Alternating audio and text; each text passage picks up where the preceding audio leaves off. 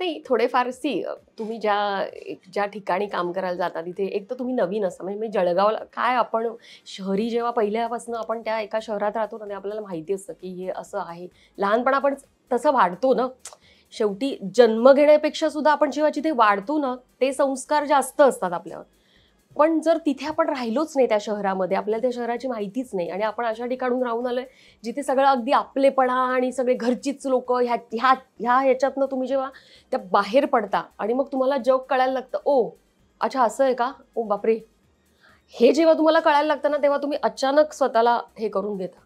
तुम्ही जर solid smart आणि हुशार आणि त्या गोष्टीचा किंवा त्या सिच्युएशनचा ॲडव्हान्टेज घेणारे असाल ना तर ते तुमच्यासाठी काम करून जाईल.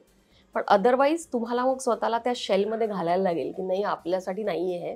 जे मिळेल जसं मिळेल जेवढं आपल्याला करता येईल आपण त्याच्यातच घुसूया. म्हणजे ताईचे सुद्धा तसंच झालं. ताईला सुद्धा तसं एक्सपिरियन्स झाल्यानंतर ती म्हणाली नको मला नाही हे माझ्या टाईपचं नाही आहे.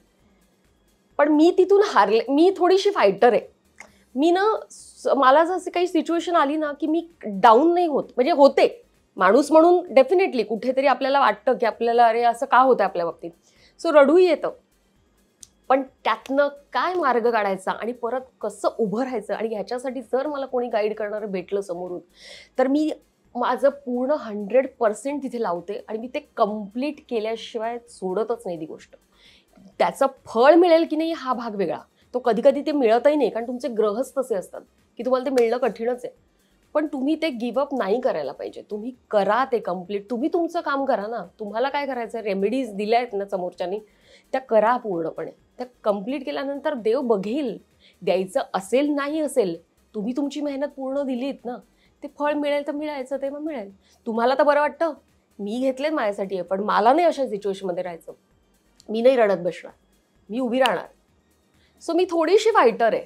त्यामुळे मी खुश असते स्वतःबद्दल बरोबर आणि स्वतःबद्दल इव्हन मला खूप प्राऊड आहे की मी ज्या ह्याच्यातनं मी स्वतःला उभं केलं. मला इंग्लिश अजिबातच येत नव्हतं कारण जळगावला मराठी शाळा मराठी मुलींची शाळा मराठी शाळा जेव्हा मी कॉमन शाळेमध्ये एंटर झाले म्हणजे माझं 6वी मुंबईतल्या शाळेत झालं कॉमन मुलींच्या.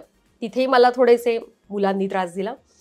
तो वाईट एक्सपिरियन्स. 10वीत आले परत कॉमन शाळा तिथे मला परत वाईट एक्सपिरियन्स आले म्हणजे मुलं मागेच लागायची चिठ्ठ्या पत्र हे सगळं झालंय आणि मी ते रडून झालंय आणि मला टीचर्सचा समाव भयंकर सपोर्ट होता. तर पण शेवटी फिअर बसतो ग आतमध्ये की इथे आल्यावर असं का होतंय आपल्या बाबतीत. मग नाटकात पण झालं म्हणजे सगळीकडेच हे एक्सपिरियन्सेस आले. त्यामुळे सपोर्टला कुणीच नव्हतं माझ्या. सो मग हा माझ्यासाठी स्ट्रगल होता.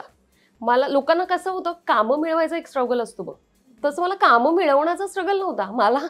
माझं हे होतं एक्सपिरियन्सेस. अरे यार कुठलंही काम करायला घेतलं की ह्याच्यात हे काय आहे.